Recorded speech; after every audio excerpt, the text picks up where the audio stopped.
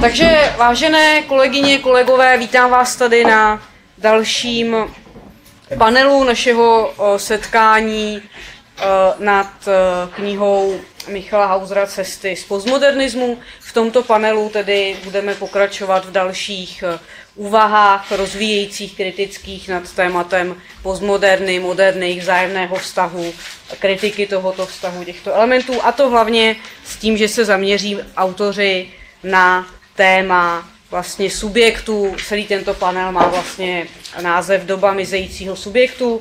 Vystoupí zde v tomto pořadí prostě politolog Jaroslav Fiala, filozof a sociolog Ondřej Lánský a filozof Antonín Dolák. Přičemž ještě pro ty, kteří třeba přišli později, znovu připomínám, že tuto konferenci, toto setkání organizuje Filozofický ústav spolu s Literárními novinami, a opět po skončení tohoto panelu, kdo by měl zájem, tak venku před sálí, kde i občerstvení, je k dispozici jednak poslední číslo Literárních novin, a případně pro ty, kteří ještě knihu Cesty z postmoderny nemají, tak je možnost si tam za zvýhodněnou cenu přímo z nakladatelství potom zakoupit. A nyní tedy bych předala slovo prvnímu vystupujícímu.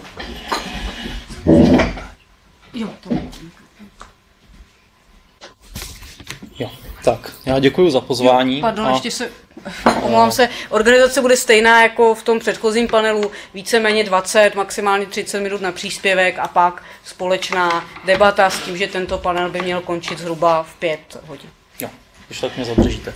Já myslím, že to nebude, že to nepřetáhnu. Já jsem svůj příspěvek nazval Šok z přítomnosti a záhy vysvětlím, co jsem tím myslel. Frederick Jameson napsal v knize Postmodernismus, kulturní logika pozdního kapitalismu, že v postmoderní době se čas čím dál tím víc podřizuje prostoru. Postmoderní kultura je v první řadě kulturou vizuální, založenou na obrazech, filmech, televizi, počítačích. Zrak je přitom určený k vnímání prostoru. Ten se díky vizuální kultuře, a to prostor, se splošťuje. Dochází k čím dál rychlejší absorpci obrazů a věmů, a tato absorpce je natolik rychlá, že se čas stává nepodstatným. Jameson píše, že v tomhle prostředí narůstá podíl fiktivního, představovaného, aranžovaného. Roste závislost na obrazech a spolu s ní snahy zabalit i minulost do vizuálních přeludů a stereotypů. Logika simulakra, která produkuje obrazy, intenzifikuje a posiluje i logiku pozdního kapitalismu. Tenhle stav má důsledek podle Jamesona pro, řekněme, nějakou politickou aktivitu.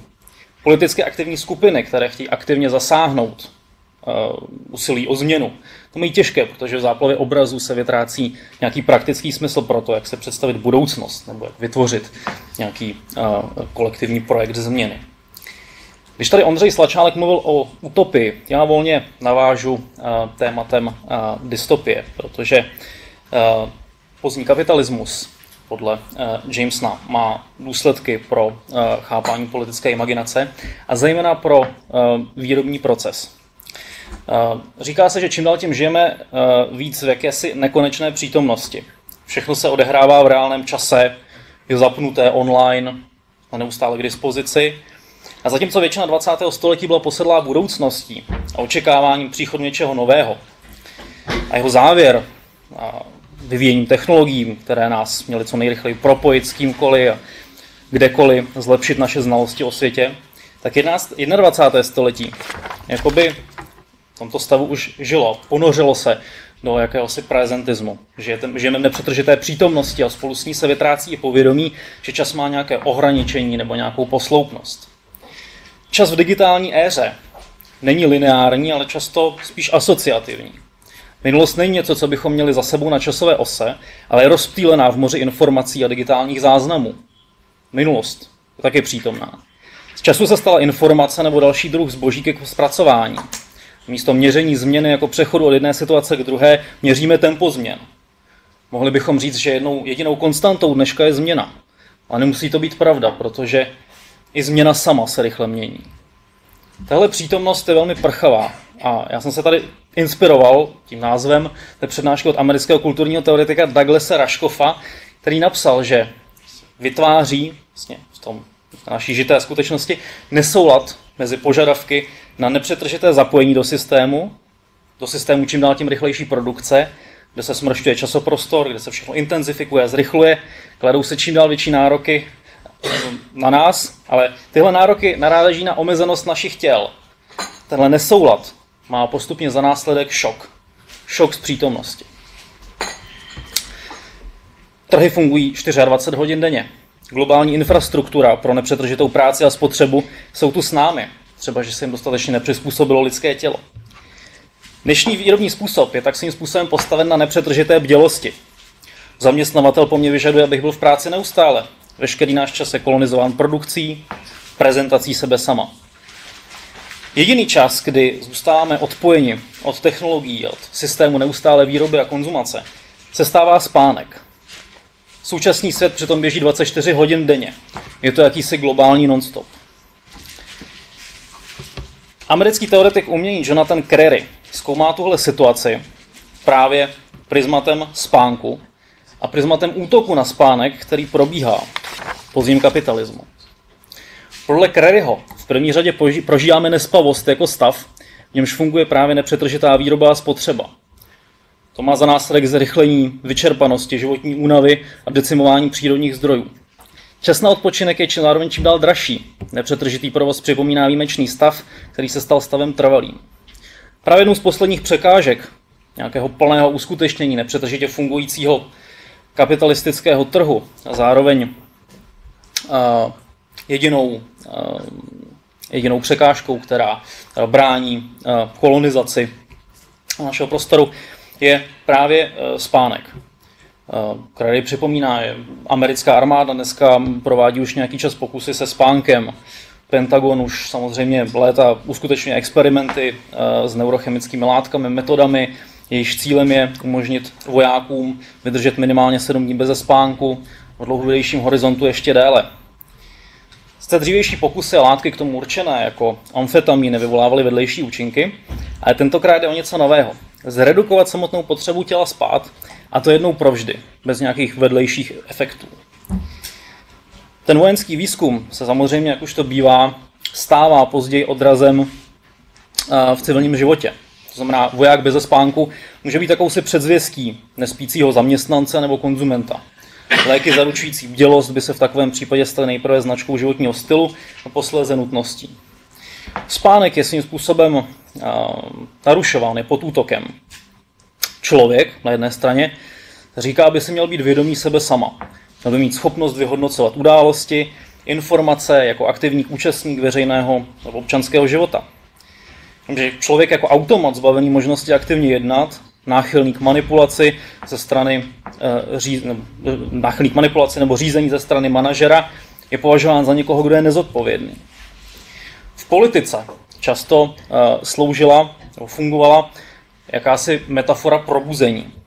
Metafora probuzení, která nás má přimět k akci, přimět k jednání, která má sloužit připomenutí naší schopnosti vidět pravý stav věcí, obnovit ztracené myšlenky, ideje, pozvednout svůj hlas. Politické probuzení může taky znamenat, že člověk se setkává s nějakou dosud neznámou budoucností. Aktivně mění a přítomnost a realizuje příslib téhle budoucnosti. Otázkou ale je, co už když dávno probuzený je. Co když vlastně je probuzený permanentně. Je na nohou permanentně. Tak se metafora probuzení zdá být nevhodná tváří tvář systému, který nikdy nespí, jako kdyby se sám chtěl ujistit, že žádné zneklidňující probuzení není možné, protože probuzení není ani relevantní. Paradoxně, spánek se stává symbolem nebo vzorem subjektivity, kterou dnešní moc nemůže stále ovládnout, na kterou nemůže působit, nemůže ji instrumentalizovat, nemůže ji kontrolovat zvenku. Spánek podle Craryho odolává zatím požadavkům kapitalismu. Spánek navíc není takovou ryze soukromou záležitostí, jakkoliv by se to dnes mohlo tak zdát. Spánek je v podstatě jeden z nejzranitelnějších, nebo ten nejzranitelnější stav, v němž se nacházíme a symbolizuje určitou odolnost společnosti, která by měla zajistit pro spáče bezpečí a dostatek času. Otázkou je, chrání naše společnost spánek? A myslím, že těžko. To, kolik hodin spíme, bráno jako ta nejposlednější soukromá záležitost. Veřejný prostor zároveň uspůsobován k odstrašení spáčů Ať už se jedná právě o nepřetržitý provoz, nebo třeba lavičky se zkroucenou nebo oddělenou plochou k sezení, na kterých není ani možné usnout. S tím, jak dochází k čím dál větší korozi spánku, ukazuje se, že jeho ochrana může být neméně důležitá, stejně jako ochrana jiných podob společenského, nebo stejně jako boj s jinými podobami společenského strádání. Permanentní provoz je zároveň v souladu s oním časem bez ohraničení nebo posloupnosti. V tomto zjednodušujícím schématu se oslavuje nezměnitelná přítomnost, tvořená nepřetržitou činností. Ale permanentní provoz popírá lidský čas jako periodicitu, která utvářela život kultur, přinejmenším v podobě dnů určených práce jako odpočinku. Když formálně tohle rozdělení stále existuje, tak ta efektivita neustálého provozu tenhle rozdíl v podstatě zastírá nebo stírá. Neexistuje zároveň situace, kterou by nešlo zaznamenat, ani místo, kde by nešlo něco spotřebovat. A naše zkušenost mimo virtuální svět je postupně devalvována a ztrácí na významu. Důsledky tohoto stavu, nebo tento stav sám, je prezentován obvykle jako nutnost. Slyšíme, že technologické změny jsou kvaziautonomní, spontánní, představují kontinuitu s předchozím obdobím. Jedním z důkazů téhle nevyhnutelnosti je, třeba dnešní teenageři harmonicky obývají pro ně srozumitelný svět technologií. Předpokládá se, že za 1 nebo 2 generace už bude tyto technologie zcela ovládat celá planeta. To zase předpokládá, že přechod na tento typ digitálních inovací se odehraje v nějakém prostředí stability, prostředí odolných parametrů budoucí epochy. Technologie se zároveň čím dál tím víc zrychlují, vyvíjí se nové a nové. A tohle dohánění technologií lze uskutečnit velmi těžko. Tyto typy argumentů, které vlastně technooptimistické typy argumentů předpokládají nějakou světlou budoucnost, ve které nám technologie pomohou vyřešit naše problémy, často nepočítají se sociálním konfliktem nebo s ekologickou katastrofou. Akcelerující inovace a rychlost nových produktů a zlepšení možná vydrží jen dočasně a vyvolává zároveň velké pochybnosti nad tím, zda se díky technologiím podaří vytvořit nějaký časový rámec, který bude sdílený kolektivně, který by umožnil řešení sociálních nebo ekologických problémů. Rychle se rozvíjící technologie mohou jednoduše zůstat většině lidí buď nedostupné, nebo naprosto nesrozumitelné. Zároveň je tu velká pochybnost, zda výrazněji změní parametry elektronické výměny směrem k nějaké kolektivitě nebo politické participaci. Výroba technologií se jednoduše odehrává v rámci toho permanentního kapitalismu, vyznávajícího soutěživost nebo individualismus a v horších podmínkách prostě snahu o přežití. Metody pro sběr dat, které využívají tajné služby, jsou využívány pro komerční účely a telemarketing. Každý klik na webovou stránku může být analyzován a vyhodnocován. Na co se člověk podíval, jak dlouho u čeho vydržel. Emancipační potenciál technologií tedy musí počítat s tím, že nějaké zmírnění ekologické katastrofy nebo nastolení více rovnostářských společenských vztahů o spravedlivější ekonomického systému probíhá ve světě, kterému dominují korporace jako Google, Apple nebo General Electric. Představa o individuální vynalézavosti a soběstačnosti přitom slouží jako určitý zdroj přesvědčení, že člověk stojí na vítězné straně. V online světě přístupném 24 hodin denně, 7 dní v týdnu, bude vždy něco přitažlivějšího, zábavnějšího, působivějšího než v podmínkách žitého světa. Vůbec jak tento žitý svět oddělit, což tady zaznělo už v předchozím panelu. Nekonečná dostupnost informací a obrázků, jako náhražek lidí, může klidně nahradit živou komunikaci. Stáváme se subjektem, který se podřizuje všemožné kontrole a dohledu, přijímajícím toxické potraviny, znečištěnou vodu, žijícím tváří v tvář ekologické pohromě, příliš se nestěžujeme. Hledání revolučního subjektu, který by se mohl stát vlastním nositelem nějaké transformace společnosti, proto může mít svoji odvrácenou, řekněme, dystopickou podobu. Může být spíše odrazem bezpočtu tlaků směřujících na individuum k tomu, aby se uspůsobilo a přetvořilo jako nemateriální útvar podobný zboží. Neexistuje přitom možnost tak harmonizovat požadavky permanentně zapnutého globálního kapitalismu a vlastní živé bytosti. Existuje ale zároveň bezpočet způsobů a podnětů, jak tyhle limity života zakrýt nebo v krajním případě suspendovat. Čím více biosféry je nenávratně poškozeno, čím víc společenských vztahů je zničeno, lidé, říká nám tahle technologická iluze, se mohou nějakou magickou silou od této reality odpoutat a přenést se do mechanosféry, nebo být navždy online. Čím více identifikujeme s elektronickými náhražkami, tím se připadáme jako určitá výjimka, které se netýká nějaká nadcházející pohroma. Můžeme předpokládat, že dnešní mladá generace může zažít z této nekonečné přítomnosti, která udržuje v chodu tenhle permanentní kapitalismus, dříve nebo později šok. Otázkou je, zda tento šok prožije se schopností pochopit svoji pozici nebo zakotvení v tomto systému. Kapitalismus, který funguje 24 hodin denně se všemi svými důsledky, navíc ničí dost možná naší schopnost naslouchat si, ničí umění trpělivosti, ničí schopnost čekat, až druhý domluví, což je jedna třeba z nezbytných podmínek uskutečnění nějaké formy přímé demokracie. Právě jako jedna z posledních dosud nekolonizovaných sfér v kapitalismus byl spánek, třeba že ten už je dneska notně zkrácený. Se spánkem zároveň souvisí nějaký odklad povinnosti, odpojení od přístrojů a možnost snít. Možná právě spánek se v budoucnu stane základem určitého, nebo určitým základem pro potenciál boje o více času. Spánek je zároveň určitou metaforou pro snění. A není vyloučeno, že se nám o nějaké lepší společnosti, než je ta naše, může nakonec zdát.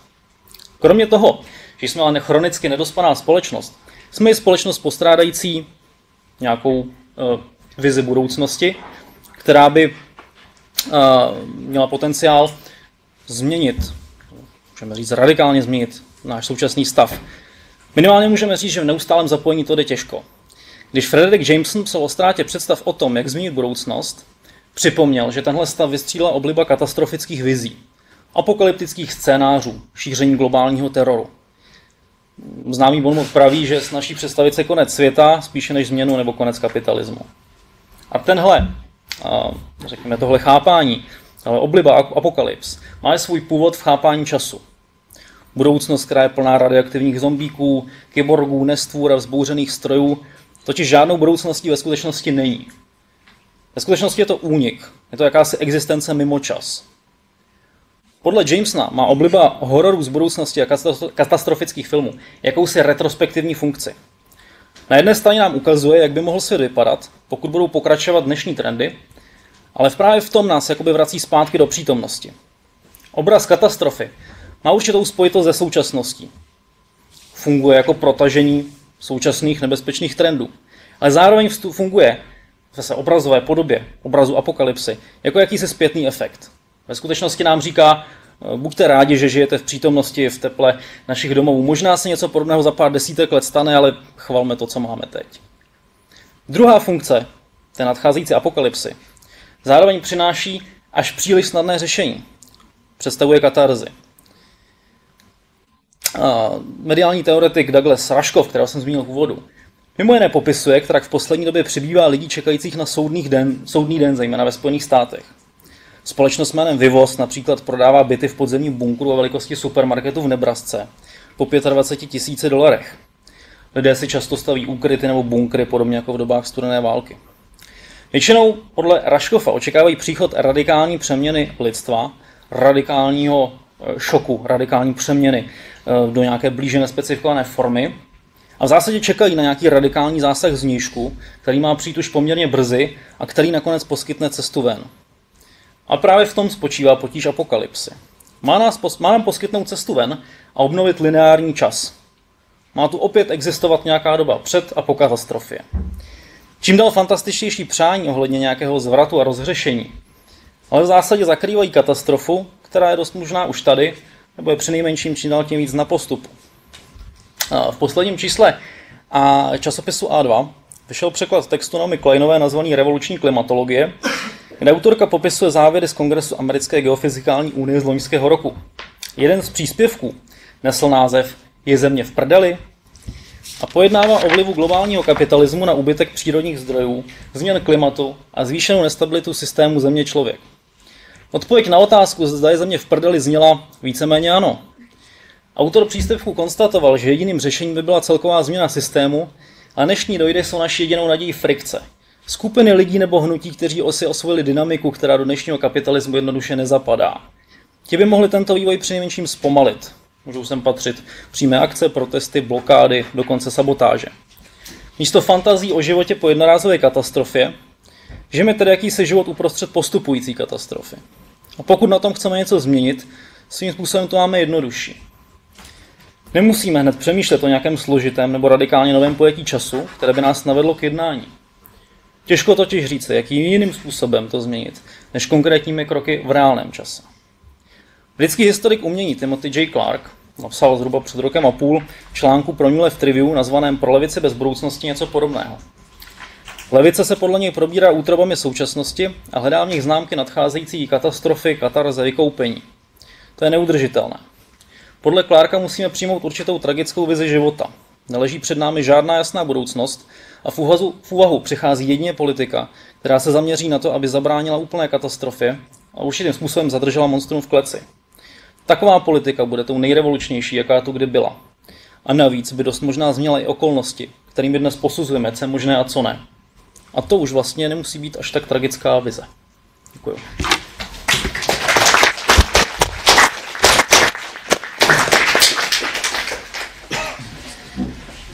Takže děkuji kolegovi Fialovi, slovo si teď vezme kolega Lánský.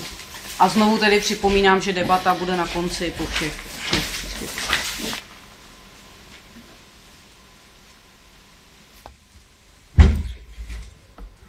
Dobrý den, já bych na úvod rád poděkoval za pozvání a příležitost vystoupit při příležitosti, tedy při určitém vztahování se ke knize Michala Hausera. Velmi si této možnosti vážím. Chtěl bych říct, že na rozdíl asi od předchozích řečníků nemám ten text připravený v nějakém, není to souvislý text, který bych četl nebo se o něj výrazně opíral, spíše mám takové poznámky. Takže možná bude trpět určitou fragmentárností, za kterou se dopředu trochu omlouvám. Rád bych se vyslovil k tématu nikoliv snad uzavřeného nebo uzavřené zprávy z nějakého výzkumu, z analýzy nebo něco takového. Spíše mi jde o to představit jedno ze směrů možných zkoumání, kterých se domnívám, že by mohly nějakým způsobem pomoci v naší situaci. Mé téma je tedy genealogie práce a neoliberální subjektivita, nebo chcete-li osobnost. Vyslovím se tedy k tomu, jakým způsobem v této souvislosti vnímám postmodernismus, pak bych rád několik slov řekl k neoliberalismu a neoliberálnímu formování subjektivity a zakončím to právě pokusem o to spojit tato témata v pojmu práce a v určitém rozvrhu výzkumu, analýz, který mi přijde klíčový pro porozumění a naší situace a také pro pokus o nalezení nějakých východisek. Já bych chtěl říct, že se v tom svém příspěvku vlastně opírám o takové vnímání postmodernismu, které nezohledňuje postmoderní myšlení nebo filozofii, ale spíše se snažím využívat to, co označujeme postmodernismem ve smyslu určité kulturní logiky, pozdního, možná přesněji řečeno současného kapitalismu, protože se domnívám, já také ten svůj příspěvek se budu pokoušet nějakým způsobem rámovat svými zkušenostmi dejme tomu, z aktivismu, protože mám pocit, že ty mé zkušenosti některé věci pěkně dokládají. Takže postmodernismus v této souvislosti, a zřejmě ty věci padaly v tom prvním příspěvku, v tom prvním panelu, u kterého jsem nebyl, zde vnímám jako určitou kulturní logiku, jako vlastně formu ideologie, určitý kulturní rozměr neoliberalismu nebo neoliberálního kapitalismu.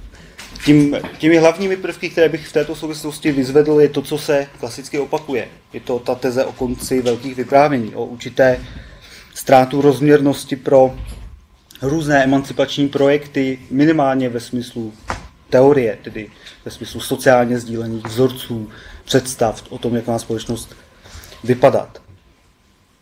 Je to to, o čem je často hovořeno jako o určitém pastyši, jako o určité propojenosti, jakési pomazánce, kdy končí všechny jasné rozvrhy, které ale samozřejmě mají svůj důsledek i pro formování naší situace, porozumění naší situace, porozumění subjektu jako takovému. Domnívám se, že tato postmoderní melanž, rozbředlost proniká kulturou, probíhá vzdělaností, probíhá médii a její hlavní problém spočívá ve dvou prvcích, nebo na ty bych se rád zde zaměřil. Za prvé bych řekl, že nedochází pouze k erozi hodnot, což je určité logické pokračování, je to určitá hyperbolizace modernity jako takové. Modernita vzniká jako jedním z programů modernity byla snaha o to erodovat ty tradiční hodnoty, ty, které nějakým způsobem konzervovaly člověka v utrpení v různých formách, nebudu teď o tom hovořit, tak se mi zdá, že ta postmoderní situace vylévá s vaničkou i dítě, protože nedochází pouze erozi hodnot, nebo nějaké pevných hodnot, ale dochází především k erozi to, co bych nazval hodnotovosti. To znamená schopnosti subjektu zaujmout nějakou vazbu sebe samého k nějaké hodnotě v horizontu, který bude komunikovaný v hlubokém sociálním smyslu, bude komunikovaný s druhým, v nějakém intersubjektivním světě. To je zároveň to, co otevírá prostor pro ty takzvané odborníky ve všech těch vrstvách, ve kterých se nám to zjevuje v každodennosti, kdy najednou subjekt o sobě není schopen, není jaksi oprávněn sám o sobě hovořit, musí za něj o něm hovořit někdo druhý, někdo, kdo je k tomu předurčen díky svému vzdělání, zkušenosti, díky nějakému sdílené sumě představ o tom, co ten člověk musí plnit, je to jakýsi odborník. Je to tedy jakýsi rozvrh hodnotovosti. Tím druhým prvkem, který se rozpadá, eroze. Ten druhý prvek je dle mého ten, že vlastně docházíme právě i díky určitému konci velkých vyprávění nebo ocitáme se v tom postmodernismu, v situaci určitého konci rozvrhu časovosti jako takové. Rozpadají se struktury minulosti a, jak tady bylo teď krásně povídáno o představách budoucnosti, i budoucnost získává velmi nejasné obrysy a vzbuzuje to velké množství otázek. O tom to úplně hovořit nechci, pouze je to pro mě jakousi přípravu pro to, o čem budu hovořit v zápětí. Co je pro mě ovšem důležité, je třetí bod, kdy se domnívám, že takový ten postmoderní tlak na formu, na to, o čem jsem mluvil, jako o erozi hodnotovosti, je samozřejmě popřením obsahu. Forma se dostává na místo obsahu velmi často, samotné zaujetí nějaké formy zaplňuje velmi často prostor původního obsahu a rozpadá se opět intersubjektivita sdílených významů. To znamená, náhle nemusíme, zase subjekt nemusí komunikovat se svým okolí, stačí jeho vlastní promluva k tomu, aby nějak hovořil a takto velmi často subjekty hájí své akty, své činy, své promluvy k druhým. To znamená, jak si to skutečně v nejhlubším slova smyslu se obávám, že v postmoderní ideologii se dostáváme do situace, kdy je favorizován společenským tělem takový rozvoj společnosti, který vlastně ze společností jako takovou nepočítá. A já se domnívám, že právě postmodernismus v mnoha těch variacích, o kterých můžeme hovořit, je vlastně pravou náplní toho, čemu je možné říkat neoliberální forma subjektů nebo subjektivace, vznik subjektů. To, jakým způsobem je subjekt jako takový formován. Samozřejmě neoliberalismus má i jiné významy. Já si myslím, že je možné rozlišit minimálně 4 způsoby. Pro mě je nejdůležitější ten 4., ale pro přesnost nebo pro úplnost zmíním všechny 4. První je takové, nebo formy porozumění to slovu neoliberalismus. První je porozumění neoliberalismu jako hegemoniální ideologickému projektu. Je to jakýsi koherentní program interpretace světa, který podle některých autorů, jako třeba Harta, Snegrim a dalších, je vlastně se prosazuje ve světě a vykládá ten svět určitým způsobem. Druhým způsobem výkladu neoliberalismu je neoliberalismus jako politika a jako program v té každodennosti. Ten spočívá v zásadě v různých variantách ve velmi jednoduchém programu přenosu vlastnictví od státu či od veřejného obecně k soukromému v různých formách, v různých podobách. Buď posílení této představy, jak má vypadat politika, nebo jeho zavádění do sfér, kde na to nejsme dosud zvyklí. Třetím typem je typ příbuzný tomu druhému, to je neoliberalismus jako státní formace nebo jako podoba státu, kde obecně stát sebe sama skrz svou politiku omezuje, degraduje sebe samotného a zdůvodňuje to nejčastěji snahou o kompetitivnost, o nějakou schopnost soutěže s transnacionálními korporacemi. A posledním, 4. typem, který je podle mého názoru, nebo v této souvislosti nejdůležitější, je neoliberalismus jako typ governmentality. To znamená jako jakýsi způsob provádění, chování jako takového. Zde se opírám v zásadě o pojem Michela Foucaulta a v různých jeho variantách, tak jak byl rozpracováván v pozdější době a snažím se, nebo chci prostě si zamyslet nad tím, co se vlastně děje, jakým způsobem jsou formovány subjekty právě v neoliberalismu. Já se domnívám, že abychom pochopili, nebo abych to, co chci říct, aby bylo dobře pochopeno, tak je třeba zamyslet se nad tím, jakým způsobem vzniká subjekt bez ohledu na politickou formu státu nebo společnosti nebo vůbec prostředí, ve kterém vyrůstá. Domnívám se, že je téměř biologickou konstantou, kterou lze jen stěží zpochybnit, lze ji třeba omezit různými zásahy. To, že subjekt jako takový je formován prostě v zásadě intersubjektivně. Subjekt ve smyslu člověka, člověk dítě, když se narodí, tak vstupuje do světa skrze kontakt s matkou, či s otcem, nebo s někým jiným doplní roli nějakého prvního kontaktu. To znamená, mně připadá, že klíčová rovina ustavování toho, co později bude subjektivitou, je prostě intersubjektivní. Ať už to pojmeme neoliberálně nebo jakkoliv jinak. Pokud se k tomu postavím takto, tak je otázka, co se děje v neoliberalismu, pedagogice neoliberalismu, v médiích neoliberalismu a tak dál. No, domnívám se, protože ta forma, jak jsem se teď snažil zmínit, formování subjektu, je tedy vlastně autonomní i heteronomní. Ta heteronomita je daná nějakými institucemi, které si lidé, nebo které byly historicky vytvořeny. Tak v neoliberalismu je ta heteronomní složka formování subjektů velmi výrazně formována právě tou postmoderní pastiší, tím znejasněním těch hranic, tím rozpadem rozvrhu časovosti, těmi všemi věcmi, o kterých jsem před chvilkou hovořil. To znamená, zdá se mi, že se v neoliberálním formování subjektivity zjevuje určitá hraniční pozice, nebo aspoň hraniční z hlediska toho, kam lidské dějiny doputovaly, hranice narušení možnosti samotného formování subjektivity jako takové. Zdá se mi, že neoliberální formování subjektivity je vlastně antisubjektivní. Ten subjekt vzniká nebo dochází tam v určitých klíčových rysech k popření toho intersubjektivního charakteru formování subjektivity. Možná to říkám trochu složitě, v zásadě mi jde o to poukázat na to, že struktura osobnosti je v neoliberalismu prostě velmi silně podřízená procesům eroze.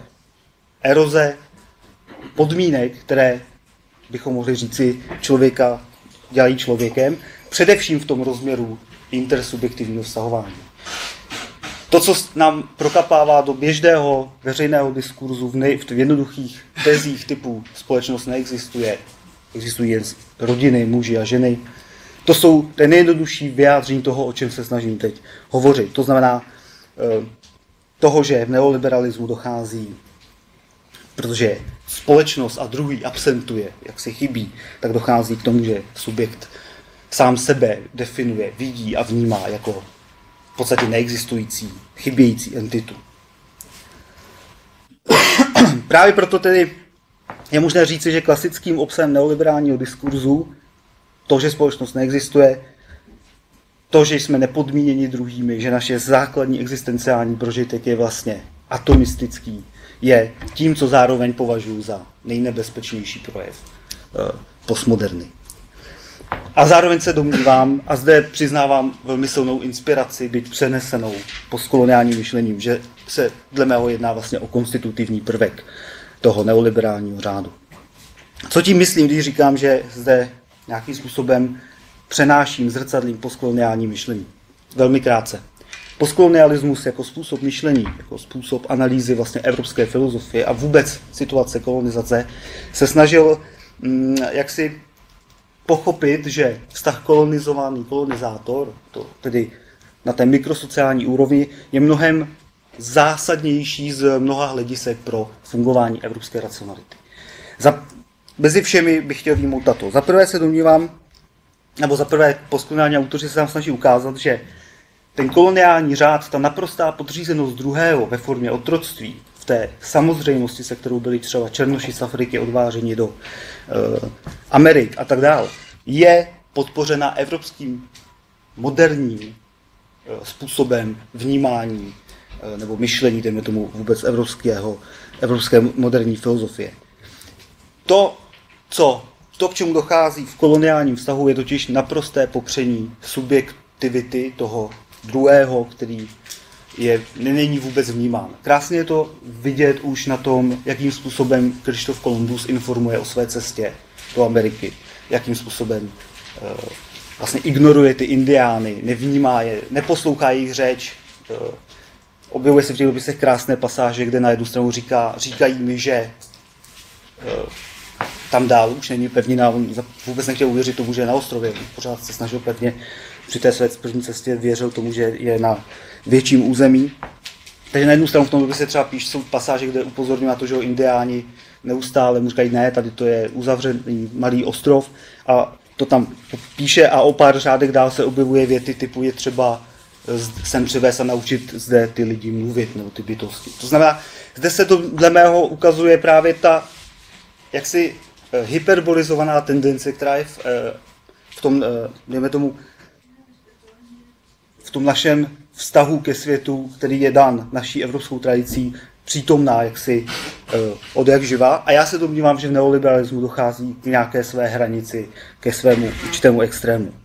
Abych parafrázoval slavný výrok Aimé Cesareho z 50. let, kde říká, budu to parafrázovat, že to, co průměrného burža německého rozčiluje na Hitlerovi, není samotný akt toho násilí na lidech, ale to, že přenášel Hitler koloniální metody z kolonií do Evropy. Stejně tak se domnívám, že, nebo ne stejně tak, ale obdobně chci říct svým příspěvkem vlastně to, že neoliberalismus skrze postmoderní formování subjektivity je v podstatě realizovaným kolonialismem v nitru celé společnosti. Kolonialismus je způsob přenášení a vytváření podřízených druhých, protože důležitým rozměrem tvorby subjektivity je samozřejmě samotné sebevnímání, a tomu věnují velkou část svého času právě postkoloniální autoři, když se snaží ukázat určitou psychopatologii toho, jak kolonizace funguje v samotných myslích těch utlačovaných. Tak se domnívám, že neoliberální kapitalismus je vlastně extrémní formou této jedné nebo velmi podobné tendence, která se projevuje v podobných oblastech. Druhým bodem, nebo třetím bodem, o kterém chci hovořit, je to, že samozřejmě my jsme zvyklí, a je to správné, vnímat sociální konflikty, sociální vztahy, vůbec oblast sociálna, skrze nějaké klíčové mezilidské vztahy. Tím klíčovým mezilidským vztahem zde, se domnívám, je prostě vztah práce. Vztah práce je samozřejmě velice komplikovaným tématem a skutečně bych rád upozornil, že všem, co říkám, je velmi provizorní, ale vztah práce, pracovní vztah k sobě poutá několik zásadních prvků v našem rozvrhu světa. Poutá k sobě mě, druhého a předmět z přírody. V nějakých odvozeninách, protože málo kdy už se setkáváme dnes s předměty, které nejsou nějakým způsobem dotčeny prací. Zdá se mi, že právě ve vztahu práce je vlastně spojeno to všechno, co je důležité, abychom porozuměli lidské bídě, nebo bídě, která je zajištěna, která vzniká v mezilidských vztazích. Proto mi je tak důležité zamyslet se na genealogii práce, nad nějakým rodopisem, nad analýzou toho, jakým způsobem se práce proměňuje. A zde, protože to, co mi přijde klíčové a co je důležité pochopit, je samozřejmě naše situace, a je strašně, nebo velmi důležité si uvědomit, že vždy v tom vztahu práce, vzhledem k tomu druhému, se objevoval v historii určitý prvek donucení. Prvek donucení, který měl vždy minimálně v momentu přivlastnění určité nadpráce, řečeno marxisticky, měl vždycky jakousi konstitutivní roli ve vztahu té práce, ve vztahu k druhému, k předmětu, k přírodě. Já se domnívám, že je možné analyzovat vztahy práce ve třech typech, samozřejmě ve velmi hrubé variantě. Jako otroctví, kde je vlastnictvím ten druhý zcela je zbaven své subjektivity, pak ve formě placené práce, kde můžeme hovořit o nějaké stabilizaci vztahu kapitál-práce, kde tím slovem kapitál je myšlena spíše socioekonomická entita, nějaké skupiny subjektů lidí, a kde samozřejmě dochází k určitému sebeuvědomění těch lidí práce a k nějakému boji zlepšení svých podmínek. A tím klíčovým, co se domnívám, že je důležité, nebo že je dominantní pro naši situaci, je prekariát nebo prekarizovaná práce, která na první pohled vypadá jako pouhé zhoršování podmínek práce. Ale já se domnívám, že tomu tak není, že ve skutečnosti v jádru procesu prekarizace stojí právě jaksi hyperbolizace proměny, nebo respektive vymazání intersubjektivního z procesu formování subjektu. To znamená, domnívám se, že to, co běžně vnímám jako prekarizaci práci v těch nejhorších formách, jakože je dnes naprosto běžné ten problém stážistů, že velká část lidí musí vůbec než dostane práci, tak musí pracovat nějakou dlouhou dobu, třeba rok, 2 roky běžně na západě, vlastně zdarma. To znamená, nějakým způsobem dochází k proměně toho, co běžně vnímáme jako nějaký pracovní vztah v tom právním slova smyslu. Zároveň, zrovna dneska ráno, když jsem si připravoval příspěvek, tak bylo krásně vidět, jak to, o čem hovořím, prokapává do každodenního jazyka, protože byla tam reportáž, já vím, že teď odstupuju trochu od tématu, ale chci to říct, přišlo mi to zajímavé. Byla tam reportáž, kde byl dělaný rozhovor s oblastním ředitelem, myslím v Ostravě, armády Spásy, která zavádí v Ostravě sběrné kontejnery na použité oblečení. A mimo to, že mluvili o tom projektu, což běžně dělá třeba Diakonie Broumov už dnes a tak dále, to není úplně důležité, tak samozřejmě hovořili o tom, že ten projekt má svoji hodnotu i z hlediska toho, že zajistí až 2 pracovní místa pro ten region. Takže 5 minut ve zprávách celostátní televizi věnováno 2 pracovním místům, ale to ještě horší a zajímavější bylo to, když ten reportér zcela vážně se ptal toho ředitele, a budou za to placeni? A on říkal, jo, možná budou i placeni. Jo. To znamená, tady skutečně dochází k nějaké proměně, která je hluboká. Najednou vidíme, že vznikají nějaké, dejme tomu, mezery mezi tím běžným vnímáním a toho, co to je pracovní vztah. A já se domnívám, že právě neoliberálně formovaný subjekt je jedním z konstitutivních prvků toho procesu, který vnímáme jako prekarizace práce.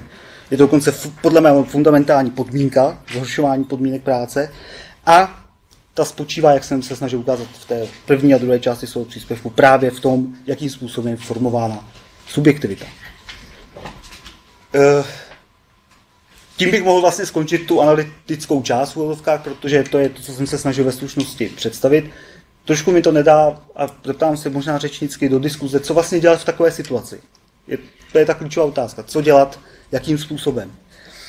Já nemám odpověď na to, co s tím dělat, ale můžu ještě vyznačit pár bodů, které si myslím, že jsou pro zodpovězení té otázky, co dělat v této situaci klíčové. Za prvé je třeba při hledání té odpovědi si být vědom toho, že jeden z problémů je to, že v té, řekněme, při tom fragmentovaném způsobu formování samotné subjektivity je samozřejmě i vnímání světa velmi fragmentované, samotný sociální svět se stává fragmentovaný a je velmi obtížné sformovat nějakou pevnou politickou identitu, která by vedla k sformování něčeho, čemu můžeme říkat alternativa. Takže to je první problém, zásadní problém, že ta politická identita z definičních rysů vlastně mizí. Druhým problémem, který vnímám i v českém levicovém vozovkám prostředí, je klasický problém strana nebo hnutí, který má různé mutace. Myslím si, že je velmi obtížné tento problém nějakým způsobem vyřešit tak, aby vznikla skutečně životaschopná alternativa politická. V současné době, kdy samozřejmě ta institucionální prostor politiky do značné míry odpovídá modernitě. A my se možná nacházíme v fázi nějaké hyperbolizované modernity. Já nevím, jestli jsme v postmoderní době, to si nejsem jistý, ale rozhodně se zdá, že existuje dlouhodobý jakési roztržení mezi skutečností, institucionalizovanou skutečností a tím, co mají lidé pocit, buď třeba i ne úplně jaksi vyargumentovaný, že je třeba dělat nebo že je třeba změnit. Ale co si myslím, že je zcela zásadní, je, že rozhodně budeme muset, a teď budu mluvit adresně k levici, že budeme muset najít prostor k něčemu, co bych nazval jako etos sebeomezení. My totiž ten zásadní problém v politické formě při formování těch diskuzích je prostě ten, že těch hlasů, těch různých, řekněme klidně kmenů, je obrovské množství a je vlastně těžké najít ten jeden společný hlas a hlavně u něj zůstat. Nějakým způsobem ho vnímat jako klíčový. A v této neschopnosti i třeba levice vidím trochu zase odraz toho neoliberálního formování subjektů. Takže možná končím trochu pesimisticky, ta situace je velmi, bych řekl, obtížná, protože jsme v situaci nějakého přechodu, který nevím, jestli je třeba označovat tak nebo jinak, ale který rozhodně před sebou nese spoustu otázek a jedna z nich je, jak se vyrovnat s tou proměňovaným způsobem formování, který se nazval jako neoliberální, tedy formování subjektivity. Možná poslední zkušenost je moje, já teď primárně učím na pedagogické fakultě a skutečně vidím jako velmi klíčovou rovinu pedagogiku v různých formách. Mezi námi, ke studentům, k dalším lidem samozřejmě. A nese to spolu obrovské množství problémů, otázku reprezentace, kdo ke komu hovoří, proč, z jaké pozice, jak naslouchat a tak dále. Myslím si, že a k tomu všemu mě vlastně inspirovala i Michalova kniha, jsem za to vděčný, protože si myslím, že to jsou věci, které je potřeba ještě více promýšlet a nějakým způsobem se k němu vyjádřit nebo pokusit se je prostě vyřešit. Děkuji za pozornost.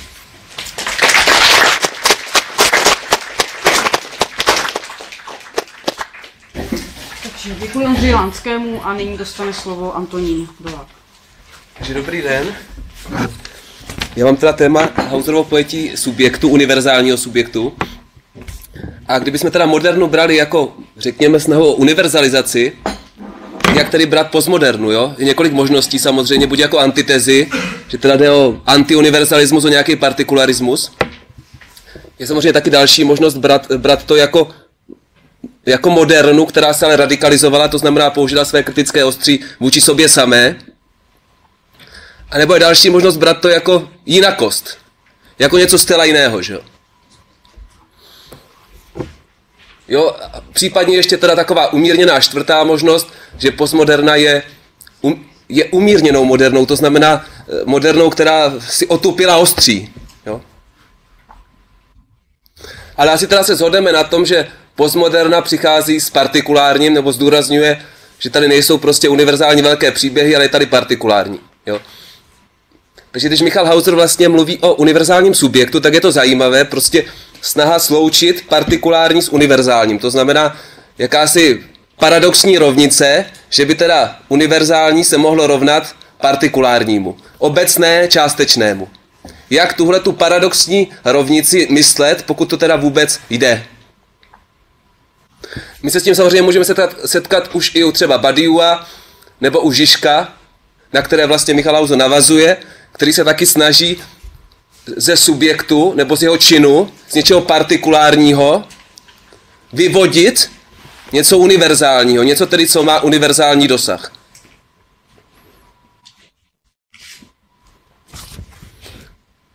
Teď jde ale o to, samozřejmě tady několik námitek.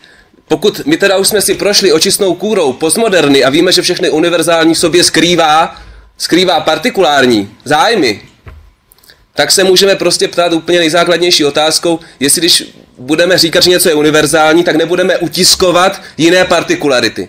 Nebudeme vlastně dělat násilí, že jo, vůči jiným partikularitám. To je první námitka, základní. No a druhá je potom ta, jestli když budeme něco prohlašovat za univerzální, byť to tedy vzniklo z partikulární situace nějakým partikulárním svobodným činem subjektu, tak jestli vlastně se nevracíme na tradiční pozici moderny, to znamená klasického mravního realismu. To znamená k Habermasovi, vůči kterému se postmoderna tak vymezovala, jestli ten Habermas vlastně nebyl poctivější, když řekl jasně, jsem prostě potomek osvícenské racionality, mám tady nějakou základní univerzalitu. A teď tedy jak z toho teda ven, jak vlastně z téhle paradoxní situace ven. Když se mi zdá, že vlastně Hauser si uvědomil, že postmoderna se do jisté míry vykastrovala, když přijala, že ty její hodnoty jsou partikulární, tak se můžeme ptát, proč ji teda máme následovat v těch hodnotách tolerance, solidarity a tak, když jsou vlastně zase jenom partikulární, etnocentrické, západní. Možnou odpovědí je to, že si postmoderna zároveň uvědomila, že tak to mají všichni. Tak to mají všechny ty hodnotové systémy, že jsou jakoby tak trochu na vodě. Jo, že jakoby hájí ze svého etnika, ze svého pohledu, to svoje, partikulární, a že z téhle cesty jakoby není, z téhle cesty není cesta ven. A teď teda, co s tím? Tak inspirace by tady nám mohl být, že americký pragmatismus, který si říká, situace je vážná, nemáme řešení, ale to nemá nikdo, něco dělat musíme. A ty hodnoty se vytvoří až tím činem. Ne teoretizováním tady akademicky, že jo, tady, ale jakoby nějakým činem. Pokud ta situace je vážná, což je zase otázka, je vážná nebo ne. Takže to je potřeba si teoreticky vyřešit, jestli ta situace opravdu vážná je, jestli teda opravdu směřujeme k nějaké globální ekonomické krizi. A pokud teda jo, tak zřejmě čin je na místě. To znamená být vlastně teoreticky opatrný, to znamená slabý univerzalista v teorii, ale silný v praxi. Jo, pokud nám teda namítnou, že vlastně vždyť vy to nevíte, stojí vám to na vodě, tak my můžeme říct, ale to tak má každý. To znamená dělat to nejlepší, co mohu a umím, s vědomím, že to může být celé špatně, že to může být radikální omyl, ale že zatím mi to vychází z mojí zkušenosti jako to nejlepší.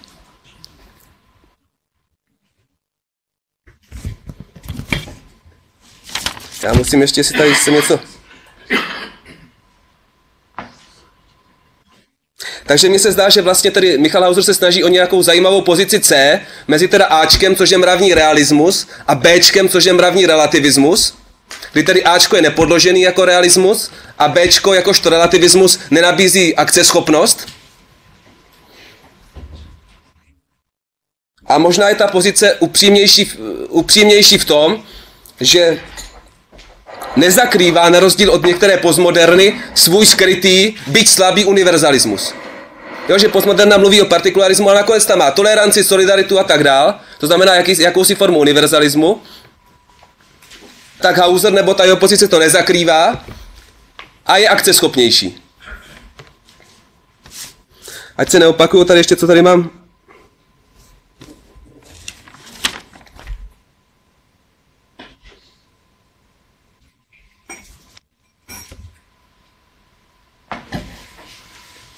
Pak je tady samozřejmě další věc, jestli ty pojmy univerzalismus versus partikularismus nejsou vyhrocené dichotomie, že to bereme buď a nebo, že vůbec ten předpoklad, na kterém stojí, že by tady měly být nějaká univerzální etika nebo univerzální pravda, jestli celé to nezrušit, že to je zase jenom jako, že jo, to jsou zase novověké dědictví. To znamená pak, když je tady ten problém, že z toho, co je, nemůžeme vyvodit, co má být, tak tenhle problém je dědictvím toho západního novověkého myšlení. Že? To znamená, když se zbavíme tohle univerzalistických tendencí po objektivních etických hodnotách, se kterými zatím ještě nikdy nikdo nepřišel, tak se pak zbavíme té Humeovy námitky, že tady pánové, nebo že dámy a pánové, z toho, co je, neplyne, co má být, no neplyne. Ale nikdo zatím žádnou univerzalistickou etiku nepřinesl, tak možná vůbec tyhle koncepty je vhodné opustit. Vůbec koncepty dichotomní, univerzální versus singulární a buď a nebo černobílé myšlení, vyhrocené. To znamená zřejmě se snažit prostě o skromnější činy, které vychází z analýzy konkrétní situace, bez nějakých velkohubých hodnot, které nikdo zatím nemáme. Ta knížka se mi líbí, protože vlastně hledá, že jako nepostuluje jasné teze, ale snaží se vlastně, řekněme, z toho, co vnímá jako jakousi pasivitu postmoderny, vybízet nějakému činu. Možná je tam zajímavé, že ten čin je tam nabízen spíš jako individuální čin, ať už jde po vzoru Žižka nebo Bataje, nějaké transgrese. A tady to je teda otázka možná do publika, nebo k Michalovi Hauserovi, jak to pak bude zhrnovat, jestli teda není lepší ten intersubjektivní kolektivní čin. Zase tady je správná námitka na to, že to pak jsme jak masa, která se může zvrhnout k činu, který bude pak třeba i k ničemu nebo naopak kontraproduktivní. Že to individuum, když je očištěný v nějaké transgresi, tak může možná udělat víc, i když otázka, jestli to není nějaký Karel Hynek Mácha a prostě romantická představa hrdiny, který sám jako autentické individuum něco dokáže.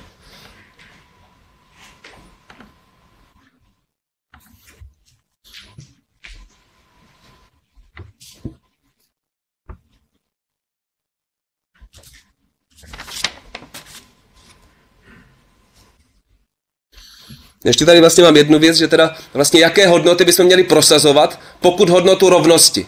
Tak potom se jako levice musíme vyrovnat s tím, že je tady zjevná biologická nerovnost v genomu, že prostě geneticky je dáno, že mnohé vlastnosti jsou do značné míry z mnoha procent dědičné. Například inteligence je z 60%, u hodně inteligentních ještě z více procent dědičná. Takže je tady prokazatelný fakt nerovnosti, biologický. Takže tady zjevně z toho, co je, nelze vyvodit, co má být a musíme se s tím nějak popasovat. Stejně jako popasovat s tím, že ve většině etnik a kultur je i sociální nerovnost, hierarchie. Že tam prostě není ta utopická marxistická společnost beztřídní. Že jestli do značné míry nejsme nastaveni takhle fungovat hierarchicky. Samozřejmě otázka pro sociální konstruktivisty, jestli to je dobře, jestli bychom se neměli přeprogramovat, tu naši přirozenost. Což je samozřejmě možný. Jenom je potřeba teda vidět, že ta rovnost není v realitě napsaná jako materiální idea, kterou stačí jenom z ní vyhmátnout. Jo, pokud tam Rancière nebo Hauser mluví o tom, že vlastně univerzálně nás spojuje to, že všichni máme jazyk, tak jde o to, jestli že jsou různé typy jazyka. Je tady pán a rab a pán má, že jazyk pánů je jiný než jazyk rabů a ta jejich interakce, tam se nemusí ani shodovat v jazyku, to je interakce biče, cukru a biče. To znamená, tam ani nemusí jít o tu formu jazyku, která by byla společná, ale prostě jenom donucovací. Podobně pokud Rancière vychází z toho, že univerzální idea rovnosti materiální zapsaná je už v pojetí zákona, protože zákon už ze svého pojmu platí pro všechny, tak to zase není pravda. My víme, že zákon právě většinou pro všechny neplatí. Že tady je privilegovaná, že jo, minorita, která vládne. Takže zase tady jakoby ta materiální idea rovnosti v realitě zapsaná nebyla. Ale to nevadí, protože zase je pokus levice snažit se z toho, co je, vysoukat, co má být. Znamená, zase se lapila do novověké pasti, té humovské vidličky nebo toho humovského problému, který je možná nesmyslný. Snažit se o nějakou univerzální etiku, že nic takového není. A námitka vůči mě samému je to, že já nevím, jestli to není. Třeba naopak mají pravdu křesťani nebo muslimští fundamentalisté nebo kdokoliv jiný a je tady nějaká absolutní pravda a univerzální etika třeba nějaká platí. To znamená, se nesmíme mít jenom jako relativisté, sofisté a říkat, nikdo nic neví, žádná absolutní pravda není, takže pokusme se o malé řešení s Jamesem a s Deweyem, to taky není jistý samozřejmě. Třeba je tady nějaká univerzální pravda a má třeba je to Aláh, nebo je to Ježíš, nebo někdo jiný.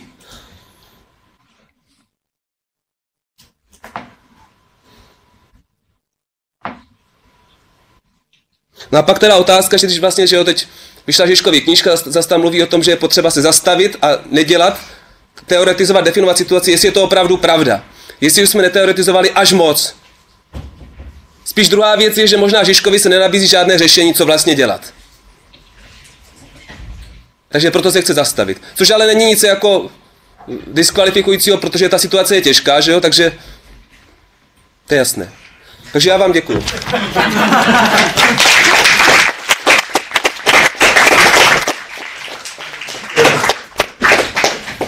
Takže děkuji všem panelistům za jejich příspěvky. A nyní teda, jestli panelisté chtějí na sebe nejprve navzájem nějak reagovat, jestli máte zájem se kriticky nebo povzbudivě nebo jakkoliv jinak vzájemně vyslovit ke svým příspěvkům. Zdá se, že nikoliv, jestli to ticho dobře interpretuju. Takže je zde tedy prostor pro vás v publiku. Martin Škabraha a má první zvedl ruku, takže první jeho dotaz nebo připomínka. Ona je to otázka primárně na Ondru Lánského. I když ten problém tady zazněl víckrát a myslím, že ještě zazní, no, počítám, že zazní ze strany Michala Hausera samotného. A to je to spojení neoliberalismu a postmodernismu. Já tam vidím ten hlavní problém, že podle mě neoliberalismus, a i tak, jak ho sám líčíš, přece nese znaky jako vrcholně až agresivně modernistického paradigmatu. Protože mně jako přišlo oprávněné to spojení s tím kolonialismem, jako neoliberalismu, když si vezmeme ten takzvaný washingtonský konsenzus, tak z určitého hlediska je to taková globalizovaná Monroeova doktrína, že? Ten washingtonský konsenzus. Je to jako nějak jako kolonialistický přístup a současně je je to nějaký koncept modernizace. Vy se musíte modernizovat, musíte provést tu privatizaci, deregulaci, máte moc zemědělství, málo průmyslu, musíte udělat tohle a tohle, abyste byli modernější a nastartovali ten hospodářský růst. Jo. A ta vazba toho neoliberalismu a subjektivace. Jo. Přece neoliberalismus vytváří velice jako rigidní takový až subjekt, protože on z nás jako z jednotlivců evidentně dělá subjekty velice jako rigidně agresivně. Subjekty v tom altizerovském nebo Foucaultovském smyslu, ty jsi ten, který jako teď tady musí vynést účty, jestli nemáš dluhy a jestli prostě, jo, takže v tomhle smyslu ten neoliberalismus je velice jako subjektotvorný, když to tak řeknu, zatímco ty přes to spojení neoliberalismus, postmodernismus si tam zase se snažil dostat ten motiv, že on jakoby rozkládá tu subjektivitu. Jo. A tam jsem dal rozpor, který obecně vyplývá z té snahy spojit ten neoliberalismus s postmodernismem, protože já opravdu i tak, jak ty sám si popsal ten neoliberalismus, vidím ten neoliberalismus jako opravdu až agresivně, vrcholně modernistický. A no asi takhle. Hned nebo víc? No, já jsem párkrát v tom příspěvku použil sousloví hyperbolizovaná moderna. To mi přijde jako vlastně dostatečná odpověď, ale zkusím tomu říct víc. Já si myslím, že postmoderna je hyperbolizovaná moderna v tomhle smyslu. Působení určitých vzorců v tom těle té společnosti. A kde vidím, já si myslím, že tady dostáváme do určitého vrcholu, do extrému, který se může překlopit do opaku. Přesně, já to vlastně úplně stejně jako ty, že neoliberální subjekt je úplně maximalizovaný subjekt, nebo respektive ta složka subjektivity, která je opravdu vázaná na subjekt. Ale řekl bych, že z charakteru lidské situace, teď mi nenapadá, jak to říct lépe, ale takovou jakoby zdravější formou formování subjektů je intersubjektivní subjektivace. Samozřejmě, že i v neoliberalismu jsou lidé začleňováni do společnosti skrz další lidi. Ne, že ne. Samozřejmě, že ne. Nicméně ta role těch druhých se... Jo, já myslím, že by hodně stálo za průzkum toho, jakým způsobem, k jakým závěrům by došel Mead dnes třeba. Když by zkoumal George Herbert Mead, kdyby zkoumal, jakým způsobem dochází ke vzniku toho generalizovaného druhého. Třeba to je hezky vidět v té škole, jo? U těch dětí, jakým způsobem vůbec proměna učebních plánů, jestli to nesouvisí také s proměněm charakteristiky toho, jak ten subjekt je vytvořen. A ano, já si myslím, že to je do jisté místy paradoxní, neumím na to odpovědět, jak je to možné, ale já to vnímám tak, že ta snaha o to zrušit tu intersubjektivitu v pedagogickém slova smyslu, to znamená tvrdit člověku, že on je tím jediným subjektem, vede právě k tomu neoliberalismu. Respektive je pro neoliberalismus jaksi nejlepší živnou půdou. Takže ano, v tom společenském děle se do určité míry v dějinách se jakoby realizují dvě řekněme, teze, které vypadají nesourodě, ale dle mého názoru sourodé jsou. A to ten rozpor. Můžu k tomu jenom něco? Určitě, panelisté tady máte. Vlastně to je jako podobně zajímavý dotaz, že rozpor subjektu a agresivní subjekt. Já ten rozpor, který zmínil Ondra Lánský, vnímám, nebo se snažím určitým způsobem vyřešit tím, že tady máme nějaký, nebo jsme vystavováni, o tom jsem taky tam mluvil, nějakému systémovému tlaku. Problém ale je, že v rámci toho neoliberalismu se ten systémový tlak zvnitřňuje do nás. My vlastně máme vyřešit rozpor, když to definujete na těch klasických pojmech mezi prací a kapitálem, nebo mezi tlakem na nás, který je prostě čím dál tím větší, ale zvnitřňujeme ho. Je to teda příkaz, že špatně jsem si zvolil, špatně jsem si uspořádal čas, nebo špatně jsem si to udělal, je to vlastně moje vina. Ale to potom znamená, že tady dochází jako k rozpadu subjektu, k rozpadu individua, ke schizofrenii. Můžu snižovat náklady do nekonečna, tím naprostým snížením nákladů je smrt. Vlastně. No. Sníž své náklady, zemře. Mně přijde docela dobré to použití slova schizofrenie. Jo? Já myslím, že ty dvě síly jsou vzájemně se vylučují do určité míry, ale tak nějak paradoxně se podporují v tom, že ten výsledný subjekt je přesně tento. Všechny své neúspěchy i úspěchy klade sám na sebe a tomu dovoluje přijmout ten kulturně, politicko, sociálně, ekonomický diktát toho, čemu já jsem říkal postmoderna. Zná to konec velký vyprávění a tak dále. Já teda předtím, asi aby jsme tu dělali nějakou větší dynamiku diskuze, tak možná budeme sbírat ty dotazy po nějakém větším počtu a pak i panelisté se budou moc vyjadřovat. Vidím, že kolegyně se hlásila vzadu, profesor Bělohradský a ještě víc rukou jsem viděla Pavel Holubec, takže asi ty 3 dotazy a pak teda další kolečko. Takže kolegyně, vy jste první.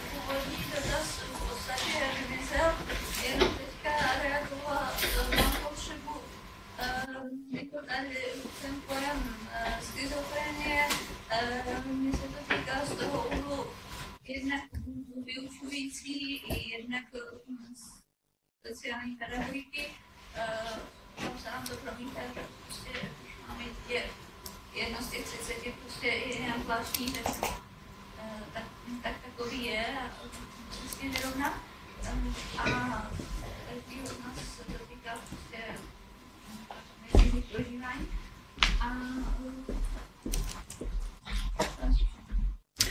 Dobře, děkuji, profesor Bělohradský. Mě překvapuje, že to slovo neoliberalismus tak přetěžujete, protože jeho historický vlastně původ a jeho návrat do hry je spjat s partikulární situací, specificky Velké Británie, která koncem 70. let dosáhla obrovské neefektivity hospodářské, kde bylo 104 předpisů, kdo si smí vyměnit peníze, jak někde v Bulharsku. Za celý rok si směli Britové vyměnit snad jenom 600 liber, nebo za ještě míň, 50. Došlo k obrovskému omezení a velké ekologické neefektivitě, zamořování. A současně se stalo evidentní, že odbory, místo aby hájily naše zájmy, tak vlastně jsou mocenskou strukturou, která je zcela integrovaná do toho systému, která dohaduje vlastně se zaměstnavateli a má nad námi obrovskou moc. Takže vlastně by ta zkušenost je dvojí. Za prvé obrovská neefektivita systému, kdy státní vlastnictví přesahovalo někdy 50%, třeba ve Francii nebo v Itálii v té době. A současně ta evidence, že péče je forma moci v tom Foucaultovském dokonce smyslu. A toto vedlo k obrovské nepopularitě odborů a pak k tomu, co zahájila vlastně Thatcherová, která jakoby tu společnost britskou, která byla velmi postkoloniální, že tam vlastně na nás musí pracovat ti druzí, že jo, my Britové jsme nadřazení. Že? Toto všechno v té společnosti bylo a ona tím svým hokynářským způsobem nahradila tu konzervativní pravici, která byla velmi elitářská, byli to samý lordi, že really do mean it. A teď najednou se tam objevila dcera hokynáře, která tvrdě vlastně vrátila tu společnost k nějakému, jak by byste řekl, tedy neoliberálnímu paradigmatu. Ale to slovo neoliberalismus se začal používat proto, že si všichni mysleli, že liberalismus je definitivně mrtev. A že vlastně už ta keynesovská sociální politika zůstane s námi navždy. A najednou dokonce máte přece doklady, jak neoliberální produkt, dneska se jim tak říká Hayek a Mises a rakouská škola a Friedman a čikářská škola, oni ve svých různých rozhovorech hovoří o své marginálnosti. A oni byli opravdu zcela marginální. Téměř zapomenutí. Hayek byl téměř zapomenutý. Člověk vyučoval politickou vědu v Chicagu, protože ho nikdo nebral vážně jak ekonoma. A najednou došlo k tomu obrovskému návratu k těmto východniskům. Je to zásluha Reagana a Thatcherový samozřejmě. A to donutilo tedy nějak na to reagovat. Dokonce socialisté na to reagují, přijímají z velké části vlastně to schéma. A tak se začalo používat slovo neoliberalismus. Ono vlastně vyjadřuje to překvapení, že dějiny nejsou feudalismus, kapitalismus a tak dále, ale že se může vrátit taky nějaké paradigma. No, takže v tom slově neoliberalismus je třeba slyšet taky takový ten údiv nad tím, že se tato překonaná doktrína mohla vrátit do hry. Jenomže pak přišel vlastně konec studené války a to paradigma získalo úplně novou dimenzi, takovou globální, a to je něco, o čem už bylo třeba hovořit teda jinak. To, co tady citoval Martin jako deregulace, privatizace, no deficit spending, Washington konsensus, to už je opravdu nová doktrína, kde hraje velkou roli Čína, například vstup Číny do hry a Jelcinovo Rusko. A to už je ale opravdu trošku jiný. Proč používat slovo neoliberalismus, když jeho historický původ vlastně je Nelze ho tak přetěžovat, jako to děláte v podstatě v vašem diskurzu. Což do jisté míry patří i. Děkuji a poslední teda dotaz z toho, z této várky. Pátý poznámka, řekl bych tak trošku jako tangenciální tomu, co to tak zaznělo a co mi napadla právě při těch příspěvkách. Myslíš radnicí k tomu pojmu postmoderna, nebo vlastně ten postmodernismus nám říká, že má, tak říkají pravdu, nebo v čem uhodil Pepíček na hlavičku a mně to přijde, že tam je důležitý to, že to je konec velkých vyprávění. A teďka vlastně se kladu otázku, co je vlastně to vyprávění, které skončilo. Jo? Protože a myslím, že těch vyprávění skončilo víc, že teďka zazněla ta konec studené války, tak to je přesně konec velkého vyprávění v tom našem kontextu, řekněme postkomunistické, tak tam máme to post, že jo, tak jako skončil nějaký příběh, řekněme tady budování socialismu. Ale co jim přišlo mnohem jakoby zajímavější, jakože dá se podívat i, že končí takový příběh možná modernismu, jakožto ve smyslu nějakého politického projektu evropského západu, který prostě začal, řekněme, v nějakém 16. 17. století a který vlastně kolonizoval svět. To tady zaznělo, že to byl takový koloniální projekt, který vlastně jakoby ustavil určitý systém politických vztahů, sociálních vztahů a rozšířilo po celé země. A teďka vlastně co se ukazuje, jaký ten příběh končí, je, že ta jako fakt jakoby nejde nikam dál jít, jo? Že prostě ten paradigma růstu narazil na svý meze, které jsou zemské hranice. A ta otázka, jako pokud to člověk vezme takhle, že ten příběh končí, nebo respektive naráží na meze, že už prostě ty vlastně v podstatě si myslím, že to je i příběh, který vlastně spojoval velké segmenty populace, jo? Že prostě je možno racionálně společnost plánovat, rozšiřovat práva, rozšiřovat prostě různé věci, třeba konzumaci boží, tak teď se ukazuje z různých takových stran, že ten příběh už nikoho neoslovuje, nebo jako stále méně lidí. A teďka proto vlastně dochází takovým k boji, protože jeden příběh skončí, tak se bojuje o to, který ten další příběh převládne. A jaký příběh mě třeba přijde, co jsem tak nedávno četl, zajímavý, že by třeba mohl být jeden z těch příběhů, o tom mluvil Bruno Latour a říká, že vlastně ten výsledkem tohohle příběhu plánování a prostě modernity je, že vlastně ten svět, ve kterým lidstvo se nachází, byl změněn. Jo, že dneska už se nachází v situaci, a popisují to třeba takový pojmy jako antropocén, co jak zaznělo, že ty geologové se hádají, jestli tam nastala nová geologická epocha, že vlastně člověk nějakou geologickou silou. A teďka vlastně to je výsledek tady toho příběhu modernity, plánování, rozšiřování a to, co teďka vlastně, jako jaký subjekt vlastně, takový zatím neskomponovaný, řekněme, říká ten Latour vstupuje na scénu, je Gaia, vlastně jako Země, jako planeta, jakoby nějaký systém, který to vrací zpátky vlastně tomu lidstvu. Jako je to samozřejmě taková metafora, nechci do toho nezabývat, ale že ten příběh, který může nějakým způsobem jednotit, komponovat nějakou politickou entitu, nějaký příběh je právě ten příběh Země, on to říká geostory, že teďka vlastně zůstavuje, protože právě díky vědomí těch limitů, že vlastně ta Země je konečná, jo, že třeba i ty limity nějakého vykořisťování lidí prostě někde jsou, jo, že jakoby taková ta modernistická mysl si myslí, jo, můžeme prostě ten subjekt ovládnout prostě pomocí třeba technologie, ale já myslím, že tam dochází k vědomí tomu, že to prostě nejde, že ten subjekt je vlastně nepolapitelný v určitém smyslu, ale vždycky se najde cestu ven skrze nějakou takovou tu a že právě to, co jakoby se rýsuje před námi, jakožto katastrofa globálních rozměrů, je právě to, že se bude muset vyrovnat s nějakými dosti velkými omezeními. A že právě v tomto se ustaví,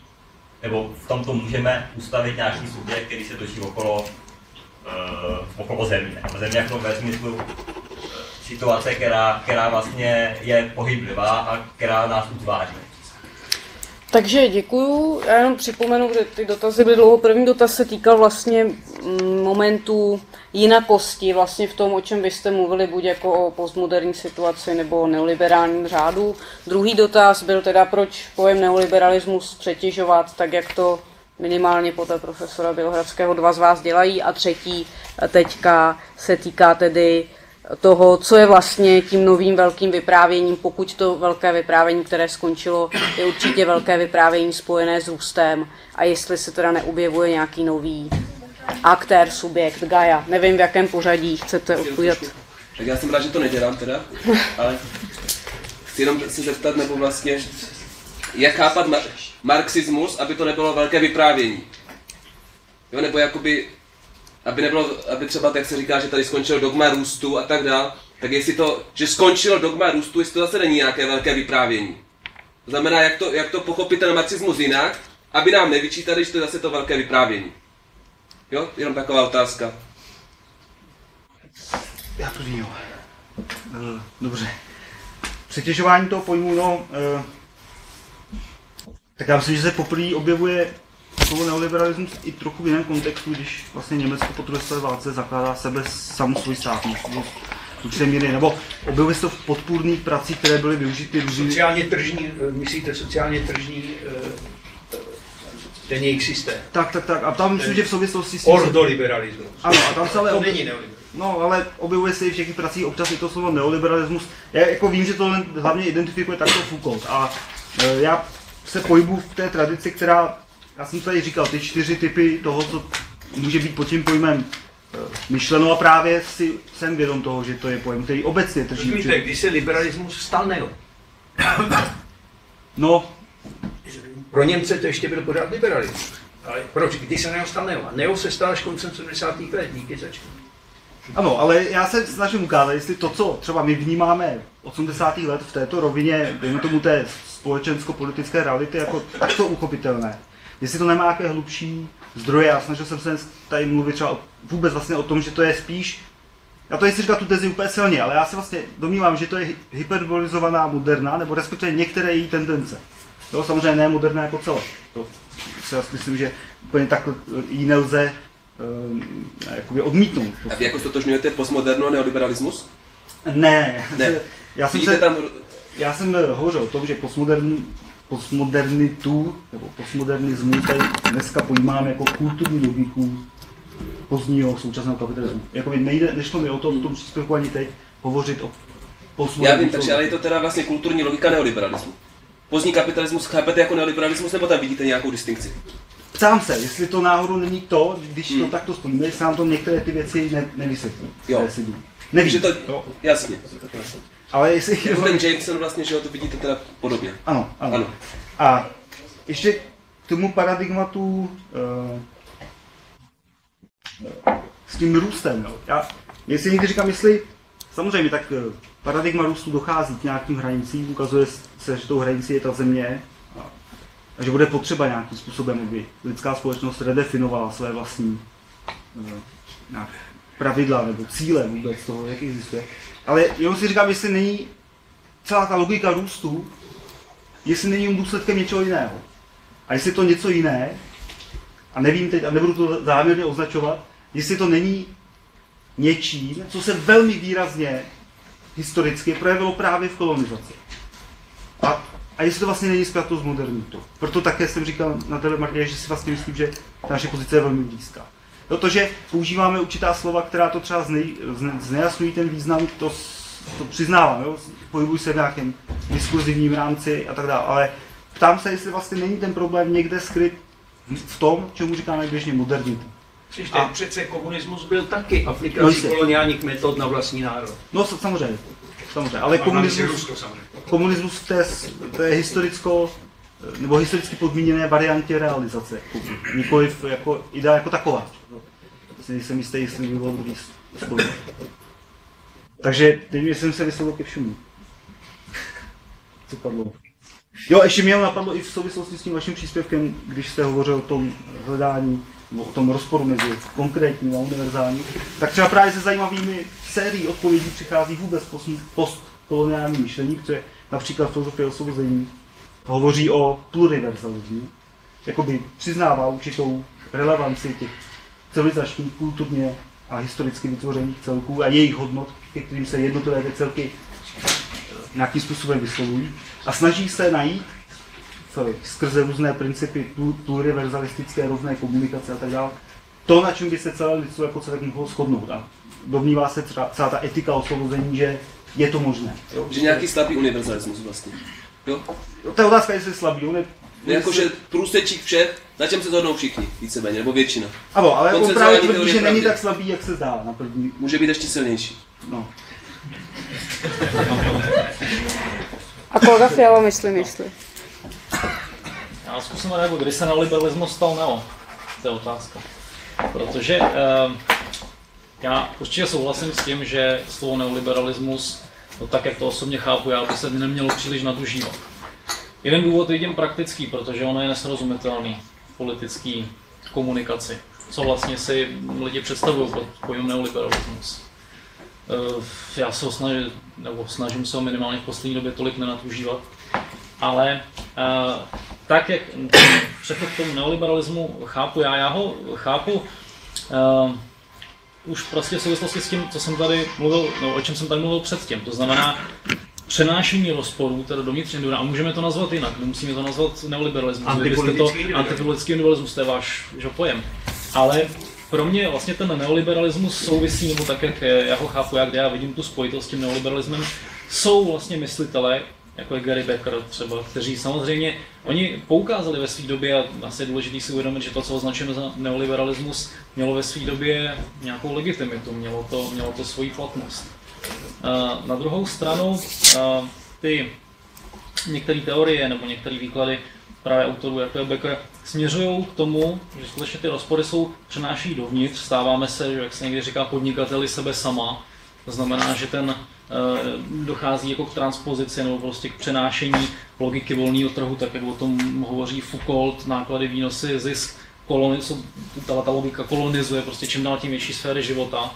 A tady od téhle chvíle já to vnímám jako skutečně jako projekt neoliberální revoluce nebo neoliberální přeměny, abych nepoužíval příliš nadnesený pojem, který ten subjekt mění, který vlastně směřuje k rozpadu subjektu. Takže původní vlastně jako nějakou ideou, kterou já chápu, že byla i míněná autenticky, která měla možná směřovat k nějaké větší emancipaci, tahle idea se obrátila proti sobě.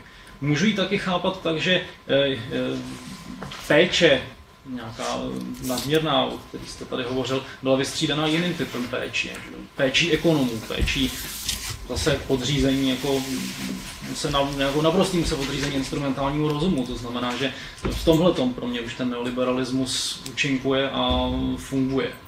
Jo, myslím si, že to samozřejmě vyvolává další otázky, nakolik levice jako přijala, že tu logiku neoliberalismu, nakolik se vlastně uspůsobuje, nakolik podléhání vlastně určitému defétismu z vytváření nějakých kolektivit nemá kořeny v tomhletom rozpadu, v tomhletom vlastně v těch obavách jako z rozpadu v určitý tendenci k roztěkanosti nebo schizofrenii nebo něčemu, k čemu dochází v rámci toho subjektu. Takže v tom já chápu ten neoliberalismus jako právě něco, co kolonizuje ten prostor těmto logikou volného trhu. Teď se nepamatuju, co byly ty další otázky. Jinakost a konec velkého vyprávění jako konec vyprávění o růstu a ten Gaia jako nový subjekt a tak. Jo. Já jsem jako v tomhletom zaprvé, že jedna z těch prvních námitek vůči postmodernu, či tomu, co bylo označováno jako postmodernismus, nebo postmodernita, je, že to vlastně, tohle je jako velké vyprávění, že? Je to něco, co zase definuje, nebo snaží se definovat naší situaci. No to já můžu analogicky prostě jako proti tomuhletomu popisu vznést námitku. I ten postmodernismus vlastně, jak o něm hovoří jednotliví klasici, je nějakým velkým vyprávěním, který nás zase možná uzavírá nějakého horizontu. A není to pravda, že by nás až tak tříštil a že by vlastně nás až tolik rozkládal. Možná, že nám naopak uzavírá horizont toho, co můžeme vidět.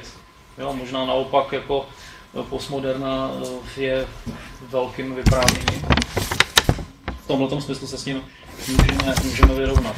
A asi na ty otázky týkající se potom jako konceptu Gaia dalších, to by bylo možná asi na dlouho, ale v zásadě já ten postmodernismus chápu jako velmi podobně, jsem tady vlastně, když jsem tady citoval Fredricka Jamesona, to chápu vlastně jako kulturní artikulaci toho pozdního kapitalismu, tak o něm hovoří.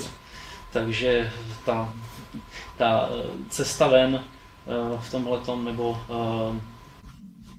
v tomhletom smyslu je pro mě skutečně stále otevřená. Stále jako souvisí s nějakou jako konkrétní, spíš praktickou angažovaností, než s nějakou jako vizí, prostě vizí nějaké ideální budoucnosti, která asi pro nás neumím si ji představit. Já vlastně ten příspěvek, o kterém jsem hovořil, je jednou z jeho tezí, bylo zkrátka a to, že ve chvíli, nebo která se týkala toho času a problém intenzifikace času a problém vlastně zprašťování časoprostoru jako působením technologií, hlavně digitálních technologií, tak je dan tím, že jestliže vlastně tu přítomnost chápeme v tom smyslu, jak o tom hovoří Jamesona, v tom, jak tam spolutváří technologie jako takovou věčnou přítomnost, jestliže ten kapitalismus, ten výrobní proces je neustále v provozu, neustále na mě klade nároky k tomu, abych podával výkon, neustále prostě musím být v zapojení, pak si těžko vlastně ani můžu představit vůbec budoucnost. Těžko si můžu představit jenom jako nějakou jinou verzi temporality, jinou vlastně časovost a těžko promýšlíme minulost. Svým způsobem mi hrozí, že budu žít bez naděje. Že? Proto vlastně tam funguje, nebo proto ten Jonathan Crary hovoří o spánku spíš jako metafoře, jako zastavení, že? Jako něco prostě, co mi umožní být jenom třeba ve snu, i když to zní už jako hodně minimalisticky, se něco představit, vůbec jako nějakou možnost společnosti, nějaký vize lepší společnosti a tak dále, takže to. Takže trošku, jestli můžu reagovat na tu schizofrenii, jestli té roztěkanosti a té rozkolísanosti nám není náhodou zapotřebí, že pokud ta naše struktura společenská nás nějak determinuje k tomu, řekněme, kapitalismu, takže pak tady máme koncepci třeba noci světa od Žižka, nebo i jiné, že jo, delezovské, deteritorializace.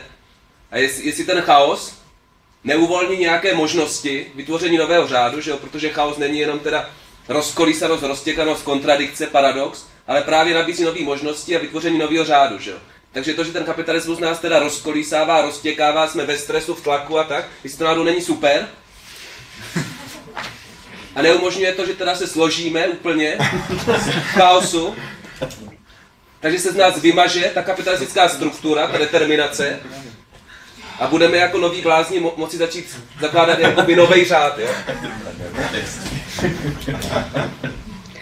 Takže děkuji za tohle sadu odpovědí, aby jsme končili zhruba okolo té 5., tak znovu teda nová a poslední sada dotazů, ideálně těch, kteří se ještě neptali, takže kolega, 2 dotazy zatím vidím, takže vy jste se ptal.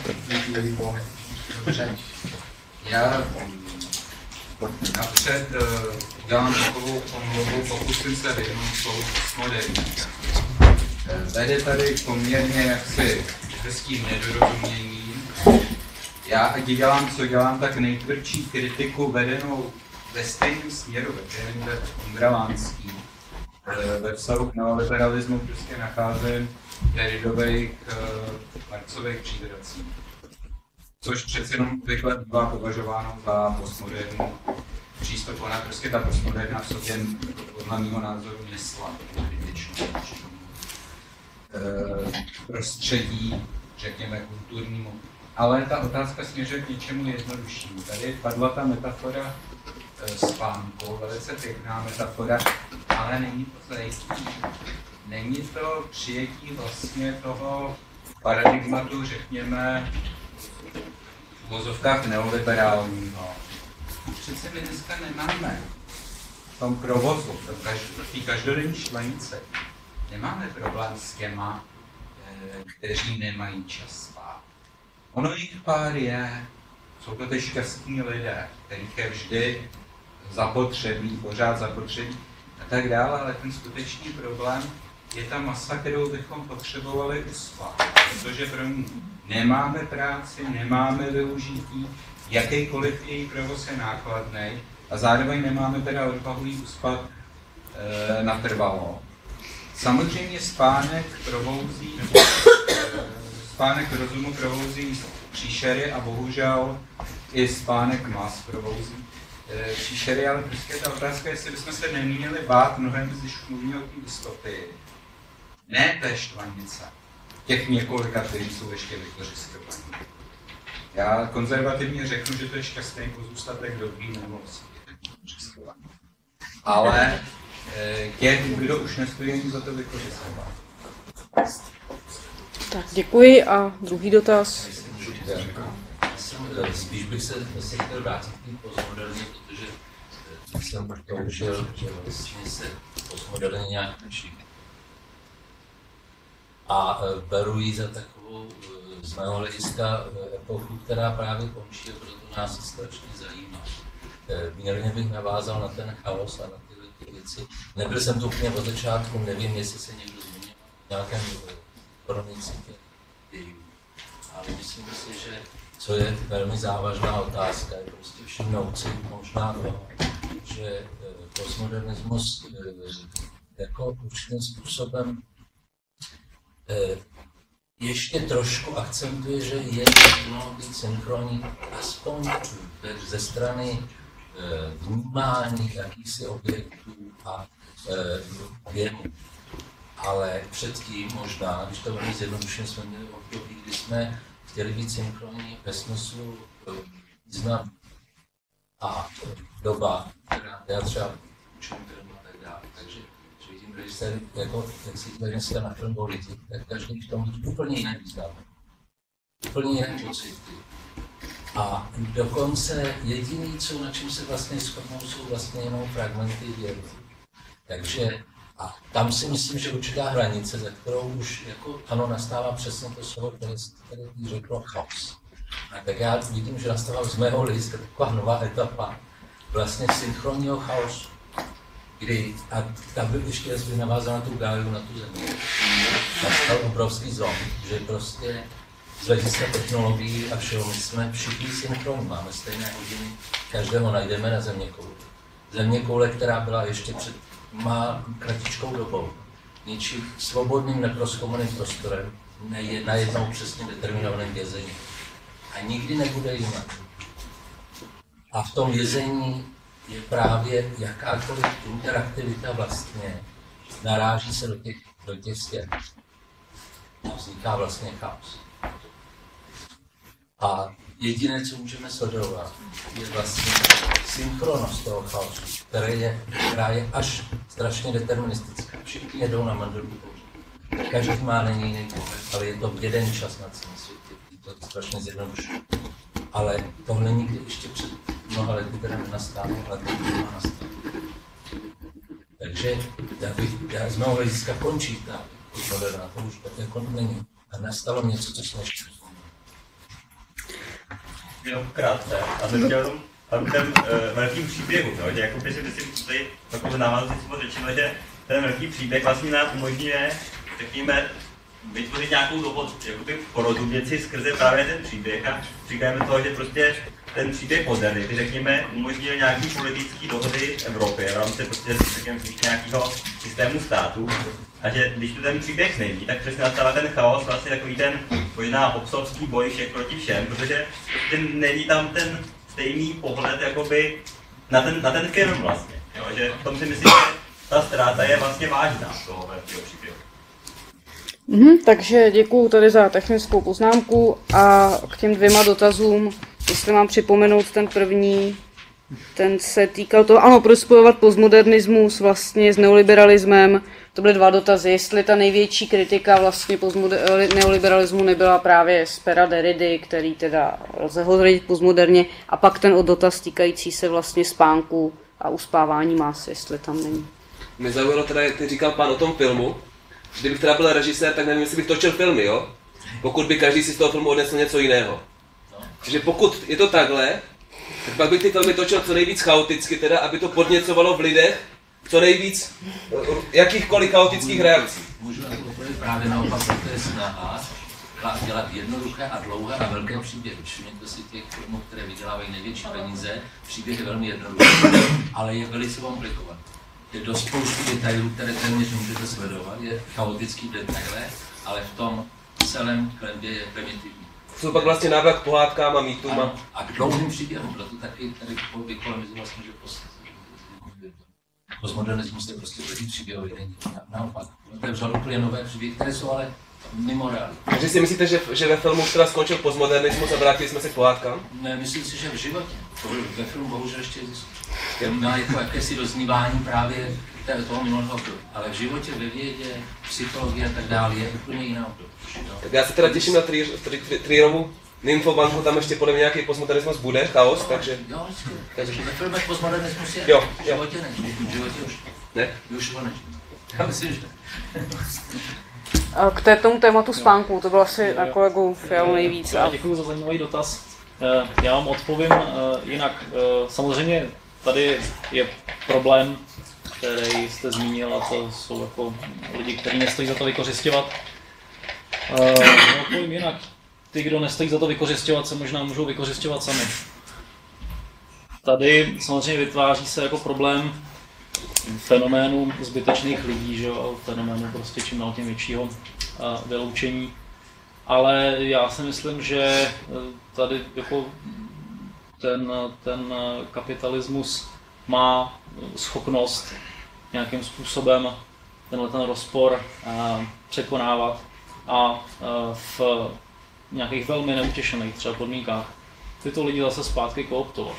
To znamená, že ty podmínky budou nějakým způsobem pro ně pěkný. Což je moje teda jako pesimistická vize, samozřejmě svým. Ale... To je optimistická vize. To já nevím, jestli je optimistická. Ale... To... O tom už jako, to nemám tak jinou fantazii už, ale... Jo, jako já vlastně na to nemám, dále, co bych řekl, je to klasická námitka, jako nemám z toho jako nějaký další řešení. Ten spánek já vnímám skutečně jako nejenom zastavení se v chaosu, ale nebo zastavení se v tom schonu, ale i možnost snít, že jo, jako, vlastně ten čas, v kterým jako my nemáme možnost snít, je pro mě momentálně teda podle mě klíčový, no. Tak poslední dotaz, teda, protože ještě se vejdeme do toho limitu časového. Jako komentář nebo poznámku doplňující, že jsem četla takový článek o tom, že třeba jako lidi, kteří bezdomova třeba taky mají problém, nemají si klid ke spánku. Jsou taky lidi, kteří se vlastně potácejí tím městem a pohybují se mezi sebou většině unavený. Měli uspat, a to je ta společná Takže jestli ještě kolegové na tu poznámku chtějí nějak reagovat, panelisté. Takže jestli ne, tak děkuji panelistům i tady publiku za účast v druhém panelu dnešní konference a třetí panel by měl začít zhruba za 4 hodiny. Ještě to vteřit Pardon, to já jsem vysvětlil. To je velmi stručné, já s tím souhlasím.